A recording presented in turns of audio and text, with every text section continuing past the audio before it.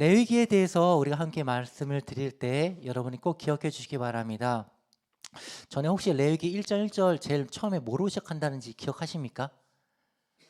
성경에서는 안 나와 있지만 생략되어 있지만 그리고 맞아요. 그리고 할렐루야 그리고로 시작됩니다. 그래서 출애굽과 연결된 책이 레위기라는 것을 우리 함께 지난 시간에 함께 나눴었는데요. 그래서 출애굽과 레위기의 가장 핵심적인 부분이 바로 시내산 언약이었다는 것을 다시 한 번 더 우리가 또 기억해 볼 필요가 있다는 것이죠. 그리고 시내산 언약은 하나님과 이스라엘의 무엇이라고 했었던 거죠? 맞아요. 결혼 할렐루야. 결혼이라고 우리가 비유했습니다. 그래서 성막은 마치 신혼방 같은 그런 것을 비유를 할 수가 있고, 그럼 정결 예식을 비유로 하자면 무엇이냐 이런 거죠. 그 신혼방에 초청을 하는데 그냥 들어올 수 없다라는 거죠. 예를 들자면 이제 여러분이 친한 분을 초대를 했는데 집으로 이렇게 초대를 했는데 맛있는 음식을 정성을 다해서 이제 딱 식사를 준비를 했습니다. 근데 초대하신 분이 옷에 막 이렇게 흙과 먼지와 진흙들이 막 더덕더덕 붙어 있어요. 그럼 와서 빨리 와서 앉아서 식사하세요 이렇게 말씀하시겠습니까? 아니면 화장실이 저기 있으니 가서 좀 씻고 오세요라고 말씀하시겠습니까? 당연히 씻고 오시라고 말씀하시는 것처럼 이 정결 예식은 바로 그런 거예요.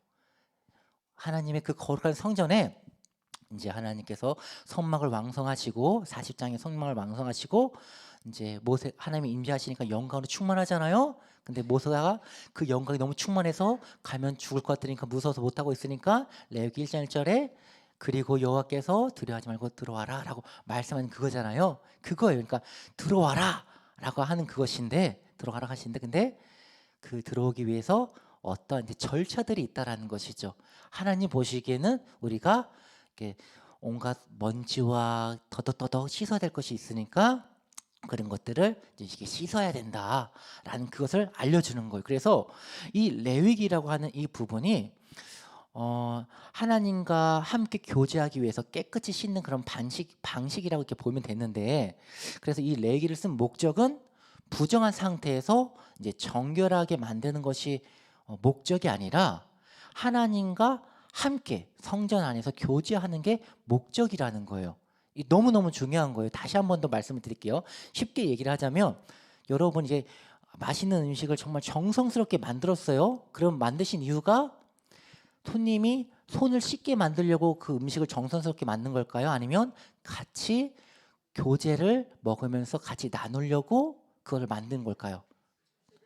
그렇죠. 그런 거예요. 그러니까 이 정결하게 하고자 하는 이 정결 예식이 하나님은 우리가 부정한 것에서 정결하게 만들려고 하는 게 그게 목적이 아니라, 그래서 하나님이 우리와 함께 거하려고, 함께 행하시려고, 함께 나누시려고. 그러니까 여러분이 오늘 함께 찬양했던 그 찬양 가사처럼 주님께서 함께 하시려고 이 레위기를 이렇게 기록하셨다라는 거죠. 정결하게 준비할 수 있도록.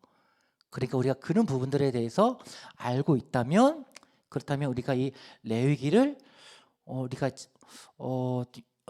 이미지를 이렇게 기억할 수가 있어요. 오늘 그러니까 함께 볼 때 여러분이 이런 상상을 했으면 좋겠어요.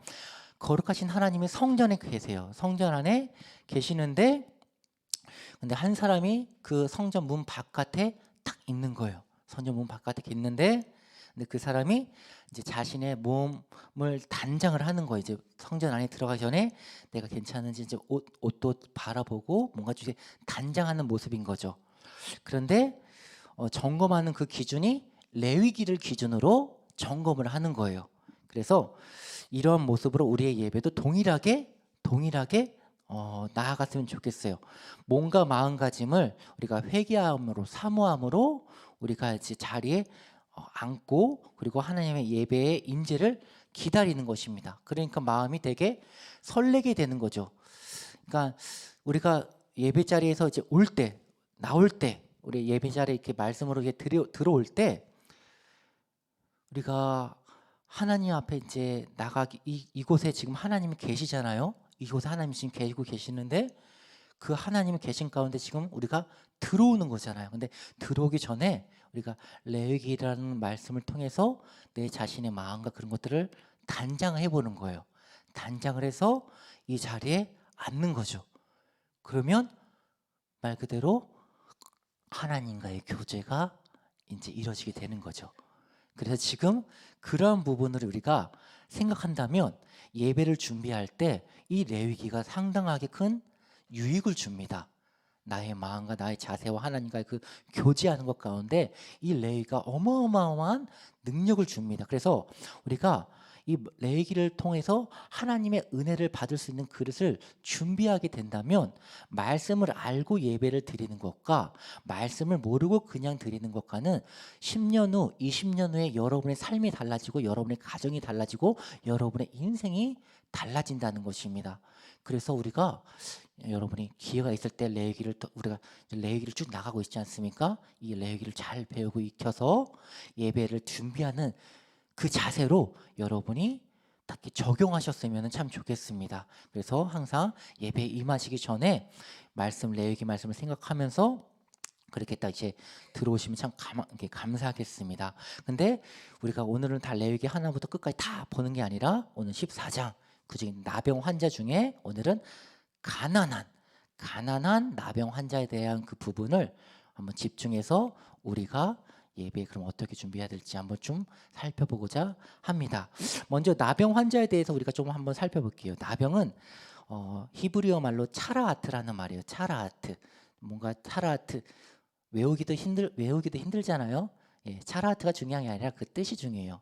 내리치다라는 말이에요. 내리치다, 매질하다. 무슨 말일까요? 내리치다, 매질하다. 이 말 속에서만 들어봐도 안 좋은 말이잖아요. 그러니까 하나님께서 왜 문둥병자, 나병 환자를 하나님께서 저주받은 병이다라고 말하는 게 그 말 자체의 말 자체의 그 원형이 내려치다 그리고 매질하다라는 뜻이 있기 때문에 그래서 이스라엘 백성들이 문둥병자, 나병 환자를 보고 하나님의 심판을 받았어, 하나님의 저주를 받았어, 이렇게 이제 생각을 하는 것이죠. 그래서 이제 이 단어에서도 보듯이 이제 하나님의 이제 벌이 있다라는 것을 우리가 알 수가 있는데, 근데 나병이 하나님의 벌과 저주를 받은 것이라는 이제 인식은 그것은 이제 맞는데, 근데 주의할 게 있어요. 이건 하나님의 벌이지 나병은 하나님의 심판은 아니다라는 거예요. 벌과 심판은 달라요. 벌은 회개할 수는 있는 기회가 있어요. 벌 받았으면 거기에 대한 회개할 수 있는 기회가 있는 게 벌인데, 심판은 회개할 수 있는 기회가 없어요. 전혀 달라요. 전혀 달라요. 우리가 그래서 죽은 후에 하나님 앞에 심판을 받나요? 벌을 받나요? 심판이죠. 거기에 죽은 후에는 내가 회개할 수 있는 기회가 있나요? 없나요? 없죠. 근데 이 땅에서는 내가 하나님 앞에 징벌을 받나요? 심판을 받나요? 그렇죠. 그런 구분을 해야 된다는 거예요. 나병 환자도 하나님의 심판을 받은 게 아니라 벌을 받은 거예요. 벌을. 내려침을 받았다라는 거죠. 매질을 받았다는 거죠. 왜 매질을 해요? 하나님은 매질하는 이유가 매질해서 너 죽어라 이거입니까? 아니면은 잘못했어요. 그렇죠. 너무 잘 알고 계십니다. 맞습니다. 그래서 우리가 이 부분을 좀 잘 알고 있어야 되는 거죠. 그래서 우리가 한번 좀 새벽 가운데 좀 간단히 얘기를 해서, 여러분도 혹시 그런 경우 있으십니까? 하나님께서 나를 치셨다라는 이런 고백을 여러분도 한 번쯤 해보신 적 있으십니까? 예, 어떤 분은 좀 끄덕끄덕 하시는데, 예. 아마 이제 그런 분들이 있으시다면 오늘 나병 환자 이 이야기를 그때의 상황과 연결해서 한번 같이 떠올려 보시길 바랍니다.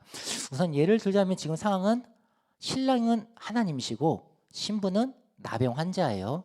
지금 나병 환자고, 근데 신랑 대신 하나님께서 성전 안에 계십니다. 그리고 신부가 무슨 죄를 범했는지 몰라요. 뭔 죄를 졌는지 모르지만 죄를 범했어요. 그래서 신랑으로부터 벌을 받아갖고 나병이 생겨가지고 지금 성전 안에 들어와요? 못 들어와요? 못 들어와요. 못 들어오고 들어가고 싶어도 못 들어가요. 이런 상황이 오늘날에도 존재하잖아요. 오늘날에도 하나님의 은혜를 받아서 잘 나가던 사람이 한순간에 정말 풍비박살이 나게 돼요. 그래서 막 완전히 망했어요. 망했다고 하는데 웃으시는 분들은 뭐죠? 완전히 망했어요. 그런 경우들을 여러분도 아실 거예요. 그래서 완전히 망해서 모두가 말하죠. 하나님께 벌 받았다. 근데 그것도 자신도 알고 있어요. 자신도 하나님께 벌 받았다는 걸 알고 있어요. 양심이 알고 있으니까는 더 찔려서 더 괴롭죠. 그런데 그것 때문에 더 이상 교회를 나갈 수가 없어요. 왜냐? 얼굴이 팔리니까, 면이 팔리니까 자존심이 상처받고, 그래서 교회를 못 나가고. 그런데 그럴수록 마음 한켠에서는 예배 드리고 싶어하는 그 마음의 사모한 마음이 점점 커져가고, 이런 경우들을 경험하셨거나 또는 이런 분들이 주위에 있거나 행여는 또 다른 어느 날 이런 분을 만나게 된다면, 그렇다면 오늘 말씀을 기억하고 계셨다가 꼭 전해주시기 바랍니다. 여러분이 함께 입으로 고백해 주셨으면 감사하겠습니다. 하나님은 당신과,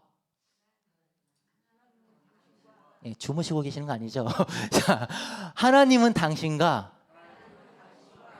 교회에서 함께 하길 원하십니다. 하나님은 누구와요? 나와, 또 당신과 어디에서 무엇을? 꼭 기억해 주시고 계셨다가 말씀해 주시길 바랍니다. 왜 나병 환자가 그러한 말씀까지 나올 수가 있는지 여러분 오늘 함께 말씀을 계속 진행해 보도록 하겠습니다. 오늘 말씀의 핵심은 이겁니다. 하나님은 당신이 나병 환자였을지라도 당신과 함께하길 원하십니다 라는 것을, 오늘 말씀의 결론은 그겁니다. 이제 그거에 대해서 한번 좀 풀어볼게요. 성경에서 나병 환자가 치료된 경우들을 쭉 살펴봤어요. 총 5가지 경우가 있었었는데요. 모세 아시죠? 모세가 하나님께서 나타나가지고 품에 손에 넣었다가 딱 나타나니까는 문둥병이 생겼다가 또 다시 품 안에 넣었다가 하니까 치료가 됐던, 그게 첫 번째 사건이고, 두 번째 사건은 미리암이 모세를 비방했다가 문둥병에 걸렸는데 모세가 하나님 치료해 주세요 라고 간절하게 기도하니까 하나님께서 문둥병을 치료해 줬던 사건이 있고, 나아만 장군은 엘리사가 이제 요단강에서 7번 문을 이렇게 몸을 담가라 하니까는 거기에 순종하니까는 나병이 이제 깨끗하게 치료를 받았고, 그다음에 예수님께서 이제 산산수훈을 마치고 내려오는 길에 이제 문둥병자 환자가 나와가지고 엎드려가지고 예수님께서 원하시면 나를 치료해 줄 수 있습니다라고 이렇게 큰 소리를 외치니까 예수님께서 그를 만져가지고 치료해 주셨고, 그 다음에 이제 예수님의 그 제자들이 이제 두 번째 전도 여행을 떠날 때 그들에게 나병 환자도 고칠 수 있는 권세를 주셨고, 그래서 그들이 이제 나병 환자를 만났던 나병 환자들이 치료했던 이야기들이 성경에 기록이 되어져 있습니다. 그러니까 제가 찾은 건 이게 5개예요. 이 5가지 외에는 다른 걸 못 찾았는데, 공통점이 뭐냐? 이 나병 환자들이 치료받은 공통점, 사람의 능력, 사람의 의학이 치료한 게 아니라 누가? 하나님께서 치료해 주셨다는 거예요. 이게 되게 중요한 거예요. 왜 치료해 주셨을까요? 하나님께서 나병 환자를 왜 치료해 주셨을까요? 많은 이유가 있겠죠. 여러 가지 있겠죠. 근데 우리는 지금 레위기를 살펴보고 있으니까 레위기 안에서 이야기를 찾아보자면, 지금 레위기 안에서 하나님이 정결케 하시는 이유가 뭐죠? 정결케 해주시는 이유가 맞습니다. 할렐루야, 맞습니다. 그러니까 나병 환자를 치료해 주는 이유가 뭐냐면 함께 해주기 위해서라는 거예요.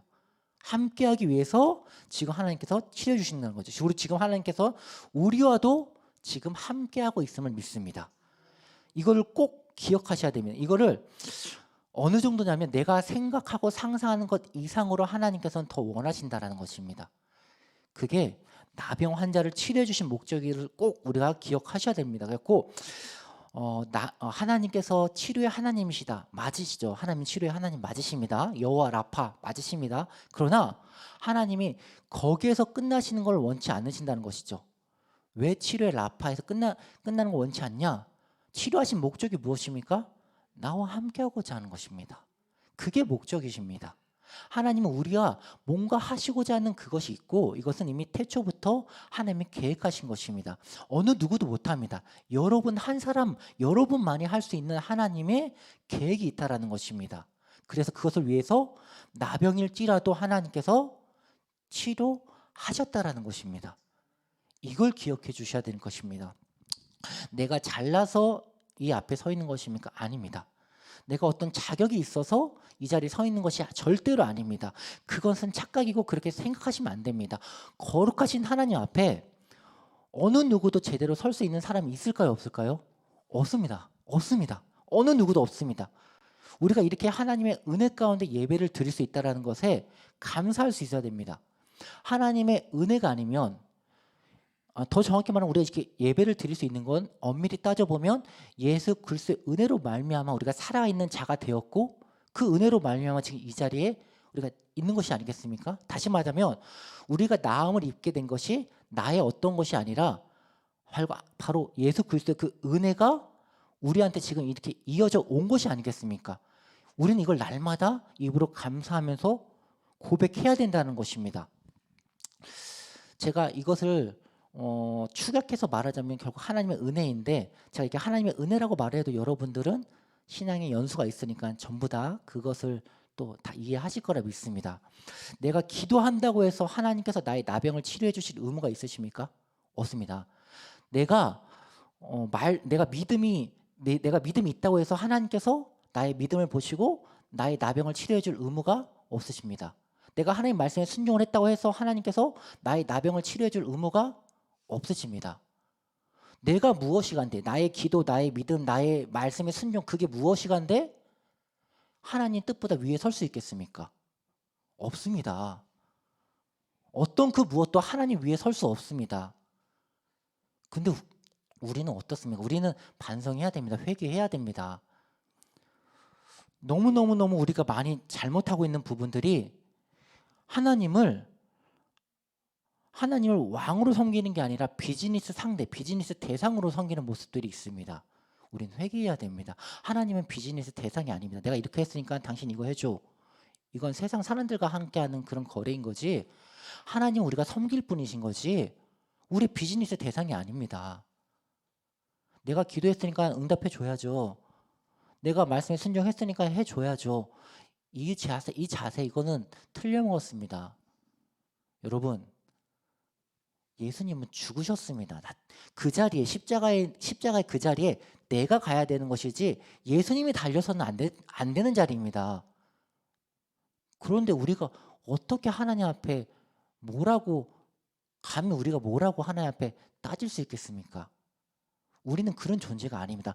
한없이 하나님의 은혜로 우리가 죄인 되었을 때 하나님의 사랑을 먼저 보여주셔서 우리를 구원해 주신 그분의 하나님인데, 우리가 거기에 배은만덕한 모습으로 나아가는 것은 결코 우리가 지향해야 될 모습은 아니라는 것입니다. 우리의 신앙이 절대 그렇게 흘러가게 두어서는 안 될 것입니다. 내 나병이 어떻게 회복되었습니까? 어떻게 나음을 입었습니까? 모든 것이 하나님의 은혜로 나음을 입었습니다. 그렇기 때문에 우리가 날마다 하나님 앞에 감사해야 될 줄 믿습니다. 오늘 본문에 한 가지 중요한 부분만 더 짚고 말씀을 정리하겠습니다.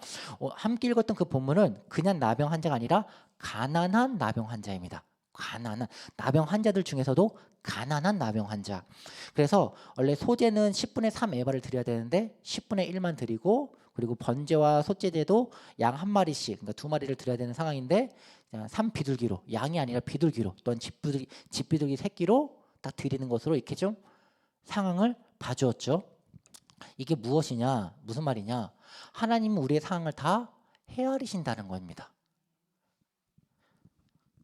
이게 되게 소름 끼치도록 감사하고 감사한 게 뭐냐면, 가난하다고 못한다라고 말할 수가 없습니다. 내가 몸이 아프니까, 병들었으니까, 노병이니까 못한다라고 말을 할 수가 없습니다. 왜냐하면 하나님은 그 상태, 그것을 다 알기 때문에 그 상태 그대로 받으신다는 것입니다.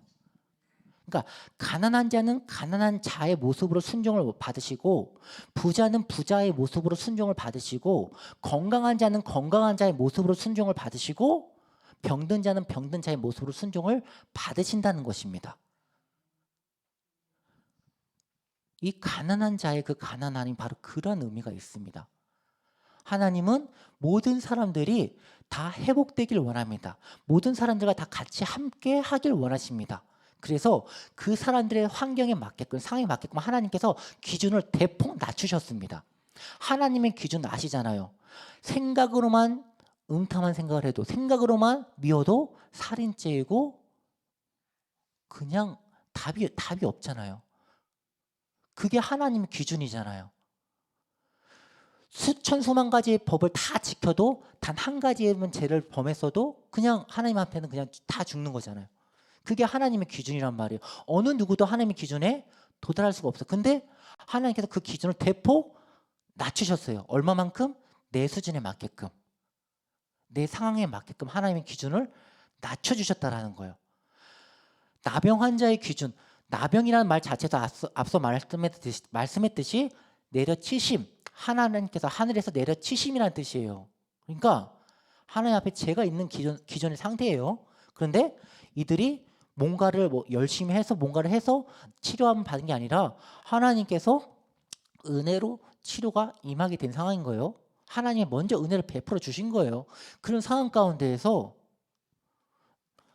더욱더 놀라운 것은 그 나병 환자들 중에서도 가난한 자를 또다시 또 생각을 하셔서 그들만의 또 눈높이에 맞춰가지고 하나님께서 은혜를 길을 열어주셨다라는 거죠. 그러니 우리는 어느 누구도 우리가 핑계하지 못해요. 내가 이것 때문에 못하겠어요. 내가 시간이 없어서, 내가 바빠서, 이번 때문에 약속이 있어서, 선약이 있어서, 이런 말 절대 못해요. 우리 하나님은 그런 한년조차 다 아시고 우리한테 말씀하시는 거예요. 오늘 말씀 뭐냐? 내가 너와 함께하길 원한다. 내가 너와 함께하기 위해서 내 독생자 예수까지 적에 매달았다. 그러니까 우리는 핑계하지 못해요. 있는 그 자리에서 우리는 순종해야 돼요. 있는 그 자리에서 전도하라면 전도해야 되고, 있는 그 자리에서 헌신하라면 헌신해야 되고, 몸이 아프면 아픈 대로 그냥 움직일 수 없으면 움직이지 못하는 대로 기도하시면 되는 거예요. 몸이 움직일 수 있으면 몸으로 헌신하면 되는 것이고, 주머니가 먼지밖에 없으면 기도하시면 되는 거예요. 주머니에 100원 있으면 100원만 하면 되는 거예요. 하나님께서는 여러분 모든 환경을 아신다라는 것을 기억해 주시고, 그 환경에 맞게끔 여러분한테 순종을 요구하신다는 걸 원하시고, 여러분이 그 순종하셨을 때 하나님이 함께 하시는 말미암아 여러분들을 통해서 하나님의 계획하신 뜻을 이뤄 가신다는 것입니다. 그러니 여러분 오늘 하루를 살아가는 가운데 분명 오늘 하루도 여러분을 통한 하나님의 뜻이 있으시고 계획이 있으시고 열매 맺길 원하시는 모습이 있으십니다.